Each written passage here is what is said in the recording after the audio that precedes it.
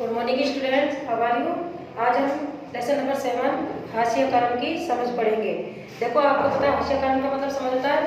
हाशिया कैसा होता है कि आप लोगों ने अपनी कॉपी के अंदर जब वर्क करते हो तो साइड में एक लाइन खींचते हो जिसे हम हाशिया कहते हैं। उधर हम वो चीज़ लिखते हैं वो जो उस काम की नहीं होती है। जैसे आप कॉपियों के जिस पन्नों पर लिखते हैं उनके बाईं ओर खाली जगह होती है जहाँ आमतौर पर लिखा नहीं होता, पर नहीं लिखा जाता है, उसे पन्ने का हाशिया कहा जाता है। कुछ ऐसा ही समाज में भी होता है। हाशिया का मतलब होता है कि इसे जिसे किनारे या हाशिए पर ढकेल दिया जा गया हो। ऐसे में व्यक्ति चीज़ों के केंद्र में नहीं रहता है। ये एक ऐसी चीज़ है जिसको आपने अपनी कक्षा या खेल के मैदान में भी कभी ना कभी महसूस किया होगा। अगर आप अपनी कक्षा में ज़्यादातर बच्चों जैसे नहीं हैं, यानी अगर संगीत या फिल्मों में आपकी रुचि अलग तरह की है, अगर आपका बोलने का ढंग अलग तरह का है, तो आप औरों की तरह गपशप में ज़्यादा मज़ा नहीं लेते हैं। अगर आप खेल नहीं खेलते जो ज़्यादातर बच्चे खेलते हैं, अगर आपका पहनावा अलग तरह का है, तो इस बात की गुंजाइश बढ़ जाती है कि आपके संगी साथी आपको अपने बीच या काकी में ही मानेंगे। इस तरह आप अक्सर ये महसूस करते हैं कि आप औरों से अलग है। गोया आपकी कही बात, आपके एहसास, आपकी सोच और आपका व्यवहार नहीं सही नहीं है या औरों की पसंद नहीं है। कक्षा की तरह समाज में भी ऐसे समूह या समुदाय हो सकते हैं जिन्हें हम इस तरह की बेदखली का एहसास रहता है। उनके हाशियाकरण की वजह यह भी हो सकती है कि वह अलग भाषा बोलते हैं, अलग रीति रिवाज अपनाते हैं, बहुसंख्यक समुदाय के मुकाबले किसी दूसरे धर्म के हैं, वे अपनी गरीबी के कारण सामाजिक हैसियत में कमतर माने जाते हैं, जाने की वजह से शेष लोगों के मुकाबले कमतर मनुष्य के रूप में देखे जाने की वजह से खुद की हाशियत महसूस करते हैं। कई बार हाशिया समूह के लोग दुश्मनी और डर के भाव भी देखते हैं। फासले और अलग अलग किए जाने का ये एहसास समुदाय को संसाधनों का मौका भी फायदा उठाने में से रोक देता है। फलस्वरूप हाशियाई समुदाय अपने अधिकारों के लिए आवाज उठाने में चूक जाते हैं। उन्हें समाज के ऐसे ताकतवर और वर्चस्वशाली तबकों के मुकाबले शक्तिहीनता और पराजय का एहसास रहता है। जिनके पास जमीन है, धन दौलत है, जो ज़्यादा पढ़े लिखे हैं और राजनीतिक रूप से ज़्यादा ताकतवर है। इसका मतलब यह है कि हाशियाकरण किसी एक ही दायरे में महसूस नहीं होता। आर्थिक और सामाजिक और राजनीतिक सभी दायरों में कुछ तबकों की ऐसे ही महसूस के लिए विवश कर देता है। अब देखो, हम ऐसे दो समुदाय के बारे में पढ़ेंगे। ज़्यादातर ऐसे हाशिया में क्यों आते हैं? आदिवासी लोग। तो देखो, आदिवासी और हाशियाकरण। दिल्ली में एक आदिवासी परिवार रहता है। सोमा और हेलेन दादाजी के साथ बैठकर टीवी पर गणतंत्र दिवस की परेड देख रहे थे। तो वो बोलती है, अरे देखो आदिवासी की नाव। दादू व आदिवासी हमेशा नाचते गाते ही क्यों रहते हैं? जब मैं तुम्हारी उम्र का था तो उड़ीसा में हमारा गांव बहुत ही खूबसूरत हुआ करता था। हमें अपनी जरूरत की सारी चीज़ें अपनी ज़मीन और जंगलों से मिल जाती थी। हम भी अपनी धरती, जंगलों और नदियों को बहुत ही कदर कर देते थे। हाँ, क्या हमारे बारे में भी कोई कुछ नहीं जानते? सही कहा तुमने, आदिवासी की दुनिया बहुत समृद्ध है। ज़्यादातर लोगों को इस बात का कुछ पता ही नहीं। तो फिर आपने अपनी जान कैसे? तो तभी अचानक हमें बताया गया। देखो, दादाजी बता रहे हैं, अपनी स्टोरी बता रहे हैं वो, कि जब उड़ीसा के गांव में बहुत खूबसूरत गांव था, वहाँ हमको उनकी सारी जरूरत की चीज़ें गाँव में जंगलों में ही मिल जाती थी। वो अपनी धरती और जंगलों की नदियों की बहुत ही कदर करते थे। तभी अचानक हमें बताया गया कि ये जंगल हमारे नहीं है। वन विभाग के अफसरों ठेकेदारों ने हमारा सारा जंगल साफ कर डाला और हम जंगलों को बचाते तो हमारी पिटाई करते और हमें अदालत में घसीटा जाता। वहाँ न कोई हमें वकील मिलता था और नहीं हमारा मुकदमा हम खुद लड़ सकते थे। तो फिर आपने अपनी जान कैसे बचाई? हम में से बहुत सारे लोगों को अपने घर बार छोड़ने पड़े। आसपास के कस्बों में जो काम धंधे समय पर मिल जाते थे उन्हें हम कर लेते थे। फिर अफसर आए, उन्होंने कहा हमारी ज़मीन के नीचे लोहे के भंडार हैं, वे उसे निकालना चाहता है। इन्होंने बड़े बड़े वादे किए, कहते थे कि अगर हम अपनी ज़मीन उन्हें बेच देते हैं तो हमें नौकरी और पैसा देंगे। कुछ गाँव वाले बहुत खुश हुए, कुछ को लगता था कि हमारी ज़िंदगी तबाह हो जाएगी। कुछ ने तो कागजों पर अंगूठों के निशान भी लगा दिए। उन्हें पता ही नहीं था कि अंगूठों से लगाकर वो अपनी ज़मीन बेच रहे हैं। मुट्ठी भर लोगों को छोटी छोटी मोटी नौकरी कर रहे थे, लेकिन ज़्यादातर लोगों ने अपनी ज़मीनें बेच दी थी। क्यों? वो ज़्यादा पढ़े लिखे तो होते नहीं थे, तो उन्होंने ऐसा किया।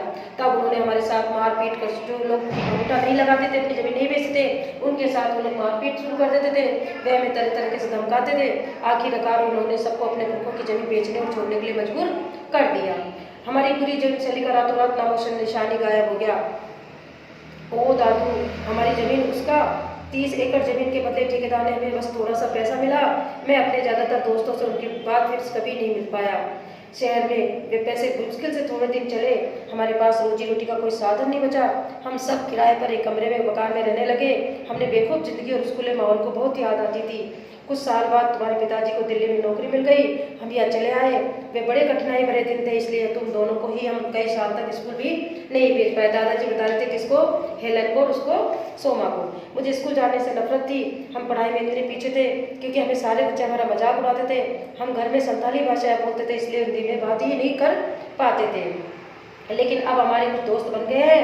मैं थोड़ी बहुत अंग्रेजी भी बोल लेती हूँ। काश मैं अपने दोस्तों को अपना गांव बर्बाद होने से पहले दिखा पाता। तुम लोग अभी भी अपने गांव में के बारे में बता सकती हो, इससे वे काफ़ी कुछ सीख सकते हैं। एक दिन मैं अपनी यानी आदिवासियों की कहानी पर एक फिल्म बनाऊंगी, बेटी सोमा बोल रही थी। अब देखो, अभी आपने पढ़ा कि किस तरह दादू को उड़ीसा के अपना गांव छोड़ना पड़ा। दादू की कहानी हमारे देश के लाखों आदिवासियों की कहानी है, मिलती जुलती है। इस समुदाय के हाशिया कर्म के बारे में आप इस अध्याय में और विस्तार से पढ़ेंगे। आदिवासी कौन होते हैं? आदिवासी शब्द का मतलब होता है मूल निवासी। ये ऐसे समुदाय हैं जो जंगलों के साथ जीते हैं और आज भी उसी तरह जी रहे हैं। भारत की लगभग 8% आबादी आदिवासियों की है। देश के बहुत सारे महत्वपूर्ण खनन एवं औद्योगिक क्षेत्र आदिवासी इलाकों में ही है। जमशेदपुर, राउरकेला, बोकारो, भिलाई का नाम आपने सुना होगा। आदिवासियों की सारी आबादी एक जैसी नहीं है। भारत में 500 से ज़्यादा तरह के आदिवासी समूह हैं। छत्तीसगढ़, झारखंड, मध्य प्रदेश, उड़ीसा, गुजरात, महाराष्ट्र, राजस्थान, आंध्र प्रदेश, पश्चिम बंगाल तथा उत्तर पूर्व के अरुणाचल प्रदेश, असम, मणिपुर, मेघालय, मिजोरम, नागालैंड एवं त्रिपुरा आदि राज्यों में आदिवासियों की संख्या काफ़ी ज़्यादा है। अकेले उड़ीसा में 60 से ज़्यादा अलग अलग जनजाति समूह रहते हैं। आदिवासी समाज औरों से बिल्कुल अलग दिखाई देते हैं क्योंकि उनके भीतर ऊंच नीच का फर्क बहुत कम यह होता है। इसी वजह से ये समुदाय जाति वर्ण पर आधारित समुदायों या राजाओं के शासन में रहने वाले समुदायों से बिल्कुल ही अलग होते हैं। आदिवासियों के बहुत सारे जनजातीय धर्म होते हैं। उनके धर्म इस्लाम, हिंदू, ईसाई आदि धर्मों से बिल्कुल अलग हैं। वे अक्सर अपने पुरखों की काम और प्रकृति की उपासना करते हैं। प्रकृति से जुड़ी आत्माओं में पर्वत, नदी, पशु आदि की आत्माएं हैं। ये विभिन्न स्थानों से जुड़ी होती हैं और इनका वही निवास माना जाता है। ग्राम आत्माओं की अक्सर गांव की सीमा के भीतर निर्धारित पवित्र लता कुंजों में पूजा की जाती है, जबकि पुरखों की उपासना घर में ही की जाती है। आदिवासी अपने आसपास के बौद्ध, ईसाई और आदि धर्मों, शाक्त, वैष्णव, भक्ति आदि पंथों से भी प्रभावित होते रहे हैं। लेकिन यह भी सच है कि आदिवासियों के धर्मों का आसपास के साम्राज्यों में प्रचलित प्रभुत्वशाली धर्मों पर भी असर पड़ता है। उड़ीसा का जगन्नाथ पंथ और जब बंगाल व असम की शक्ति एवं तांत्रिक परंपराएं इसी के उदाहरण है। 19वीं सदी में बहुत सारे आदिवासियों ने ईसाई धर्म को अपनाया, जो आधुनिक आदिवासी इतिहास में एक महत्वपूर्ण धर्म बन गया। आदिवासियों की अपनी भाषाएं रही, इनमें ज़्यादातर संस्कृत में बिल्कुल अलग और संभवतः उतनी ही पुरानी है। इन भाषाओं ने बांग्ला जैसी मुख्य धारा की भारतीय भाषाओं को गहरे तौर पर प्रभावित किया। इसमें संताली बोलने वालों की संख्या सबसे ज़्यादा है। उनकी अपनी पत्र पत्रिकाएं निकलती हैं। इंटरनेट में भी उनकी पत्रिकाएं मौजूद हैं।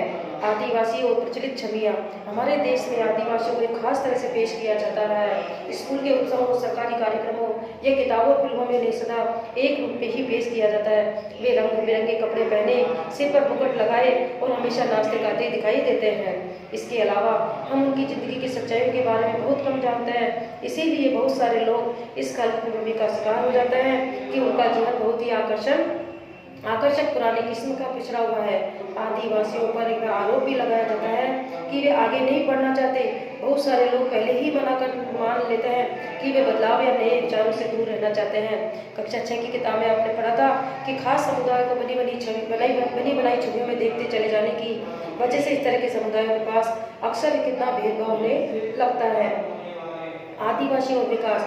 जैसा कि आपने इतिहास की अपनी पाठ्य पुस्तक में पढ़ा, भारत में तमाम साम्राज्यों और सभ्यताओं के विकास में जंगलों का बहुत गहरा महत्व रहा है। लोहे, तांबे, सोने, चांदी, कोयले और हीरे, कीमती इमारती लकड़ी, ज़्यादातर जड़ी बूटियाँ और पशु उत्पाद, मोम, लाख, शहद और स्वर्ण जानवर, हाथी जो कि शाही सेनाओं का मुख्य आधार है, ये सभी जंगलों में ही मिलते हैं। इसके अलावा जीवन के आगे बढ़ते रहने में जंगल का बड़ा ही योगदान रहा है। इन्हीं जंगलों से बहुत सारी नदियों को लगातार पानी मिलता रहा है। अब समझ में आ रहा है कि जंगल हमारी हवा और पानी के उपलब्धता और गुणवत्ता को भी गहरे तौर पर प्रभावित करता है। 19वीं सदी कि आखिर तक हमारे देश का बड़ा हिस्सा जंगलों से ढका हुआ था और कम से कम 19वीं सदी के मध्य तक तो इन विशाल भूखंडों का आदिवासियों के पास जबरदस्त ज्ञान था। इन इलाकों में उनकी गहरी पैठ थी, उनका जंगलों पर पूरा नियंत्रण भी था। इसीलिए आदिवासी समुदाय बड़ी बड़ी रियासतों और रजवाड़ों के अधीन नहीं रहे, बल्कि बहुत सारे राज्य वन संसाधनों के लिए आदिवासियों पर निर्भर रहते थे, क्योंकि आदिवासी जंगल में रहते थे और जंगल में ही हमसे सबसे सारी सुविधाएं मिलती थी।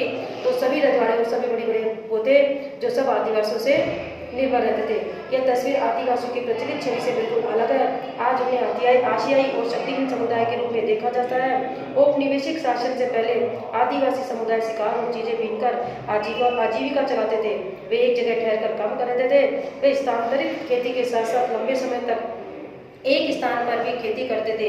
हालांकि ये परंपराएं सभी अभी भी कायम है, लेकिन पिछले 200 सालों में आए आर्थिक बदलाव, वन नीतियों और राज्य में निजी उद्योगों के राजनीतिक दबाव की वजह से इन लोगों को बागानों, निर्माण स्थलों, उद्योगों और घरों में नौकरी करने के लिए ढकेला जा रहा है। अब आदिवासी लोग, कितने लोगों के वहाँ पे जब जंगल से इनकी छीन ली गई जमीन में, तो ये लोग अब शहरों में आकर लोगों के घरों में नौकरी और बागानों में निर्माण कामों की रखवाली करना इनका काम हो गया है। इतिहास में पहली बार ऐसा हुआ था कि आज का वन क्षेत्रों पर कोई नियंत्रण नहीं था, न उनकी सीधी पहुंच थी। देखो, आपको झारखंड के एक छोटे से गाँव बताता है, झारखंड और आसपास के इलाकों में आदिवासी 1830 के दशक से ही बहुत बड़ी संख्या में भारत और दुनिया के अन्य इलाकों, मॉरिशस, कैरिबियन और यहाँ तक कि ऑस्ट्रेलिया में भी जाते रहे हैं। भारत का चाय उद्योग असम में इनके श्रम के बूते ही अपने पैरों पर खड़ा हुआ है। देख लो, चाय बागानों में सबसे ज्यादा आदिवासी लोग काम करते हैं, तो उन्हीं के बूते पर ये अपने पैरों पर खड़ा है। आज के अकेले असम में 70 लाख आदिवासी है। इस विस्थापना की कहानी भीषण घटनाओं तक यातना की मौत की कहानी रही है। 19वीं सदी में ही इन पलायनों के कारण 5 लाख आदिवासी मौत के मुंह में जा चुके थे। नीचे दिया कि गीत आदिवासी के आकांक्षा असम में उनके वास्तविक हालात की बाबा पेश करता है। आओ मिनी असम चले, हमारे देश में तो बहुत कष्ट है। असम की धरती पर मिनी हरियाली से भरे चाय के बागान है। सरदार कहता है काम काम, बाबू कहता है इन्हें पकड़ो और इधर लाओ, साहब कहता है मैं तुम्हारी खाल उधेड़ दूंगा। हे जादू राम, तुमने हमें असम बेचकर बड़ा छल किया। जब वो अपनी जगह छोड़कर असम गए, वो तो असम में हरियाली बागान लेकर गए थे, पर उनके साथ बहुत बुरा सलूक होता था। इमारती लकड़ी और खेती व उद्योगों के लिए विशाल वन भूमियों को साफ किया जा चुका था। आदिवासियों के इलाकों में खनिज पदार्थों और अन्य प्राकृतिक संसाधनों को भी भरमार रही। इसीलिए इन जमीनों को खनन और अन्य विशाल औद्योगिक परियोजनाओं के लिए बार बार इनसे छीना गया। जनजातीय भूमि पर कब्जा करने के लिए ताकतवर गुटों ने हमेशा मिलकर काम किया। काफी बार उनकी जमीन जबरन छीन ली गई और निर्धारित प्रक्रियाओं का पालन बहुत कम किया गया। सरकारी आंकड़ों से पता चलता है कि खनन परियोजना के कारण विस्थापित होने वाले में 50% से ज्यादा केवल आदिवासी रहे हैं। आदिवासियों के बीच काम करने वाले संगठनों की ताजा सर्वेक्षण रिपोर्ट में पता चलता है कि आंध्र प्रदेश, छत्तीसगढ़, उड़ीसा और झारखंड में जो लोग विस्थापित हुए हैं, उनमें से 79% आदिवासी थे। उनकी बहुत सारी जमीन देश भर में बनाए गए सैकड़ों बांधों के जलाशय में डूब चुकी थी। पूर्वोत्तर भारत में उनकी जमीन लंबे समय से सशस्त्र बलों और उनके बीच चलने वाले टकरावों से बनी थी। इसके अलावा भारत में 104 राष्ट्रीय पार्क, 40,501 वर्ग किलोमीटर और 543 वन्यजीव अभयारण्य बन गए। 1,18,918 वर्ग किलोमीटर है। ये ऐसे इलाके हैं जब मूल रूप से आदिवासी रहा करते थे, अब उन्हें वहाँ से उजाड़ दिया गया। अगर वे इन जंगलों में रहने की कोशिश करते हैं तो उन्हें घुसपैठिया माना जाता है, जबकि उन्हीं की जमीन, उन्हीं के रहने वाले लोग थे। वहाँ पर राष्ट्रीय उद्यान बना दिए गए, राष्ट्रीय पार्क बना दिए गए, जीव अभयारण्य बना दिए गए और बहुत सारी सशस्त्र बलों के वो बना दिए गए। अपनी जमीन और जंगलों से बिछड़ने पर आदिवासी समुदाय आजीविका और भोजन के लिए अपने मुख्य स्रोतों से वंचित हो जाते हैं। अपने परंपरागत निवास स्थानों के छीनते जाने की वजह से बहुत सारे आदिवासी काम की तलाश में शहरों का रुख कर रहे हैं। वहाँ उन्हें छोटे मोटे उद्योग, इमारतों या निर्माण स्थलों पर बहुत मामूली वेतन वाली नौकरियां करनी पड़ती है। इस तरह वे गरीब और लाचारी के जाल में फंसते चले जाते हैं। ग्रामीण इलाकों में 45% और शहरी इलाकों में 35% आदिवासी समूह गरीबी की रेखा से नीचे गुजर बसर करते हैं। इनकी वजह से ही ये कई तरह के अभावों का शिकार हो जाता है। उनके बहुत सारे बच्चे कुपोषण के शिकार होते हैं और आदिवासियों के बीच साक्षरता भी बहुत ही कम होती है। जब आदिवासियों को उनकी जमीन से हटाया जाता है तो उनकी आमदनी के स्रोत के अलावा कुछ भी बहुत कुछ है जो हमेशा के लिए नष्ट हो जाता है। वे अपनी परंपराएं और रीति रिवाज गवा देते हैं जो कि उनके जीने और अस्तित्व का स्रोत है। उड़ीसा में एक रिफाइनरी परियोजना के कारण विस्थापित हुए गोविंद मरण कहते हैं कि उन्होंने हमारी खेती की जमीन छीन ली, बस थोड़े से मकान छोड़ दिए। उन्होंने शमशान भूमि, मंदिर, कुएं, तालाब सब कुछ अपने कब्जे में ले लिया। हम अब कैसे जिएंगे? जैसा कि आप पढ़ चुके हैं कि आदिवासी जीवन के आर्थिक और सामाजिक आयाम एक दूसरे से जुड़े हुए हैं। एक दायरे में होने वाला विनाश दूसरे दायरे को भी प्रभावित करता है। उनके संसाधनों के लिए होने वाली छीना-झपटी और इस स्थापना की ये प्रक्रिया अक्सर दर्दनाक और हिंसक होती है। देखो आज हम इतना ही पढ़ाएंगे। आप इसके शब्द संकलन SW कॉपी में कर लेना और इसको अपने आप रीड करना, जिससे आपको और समझ में आएगा कि आदिवासियों का जीवन कैसा था।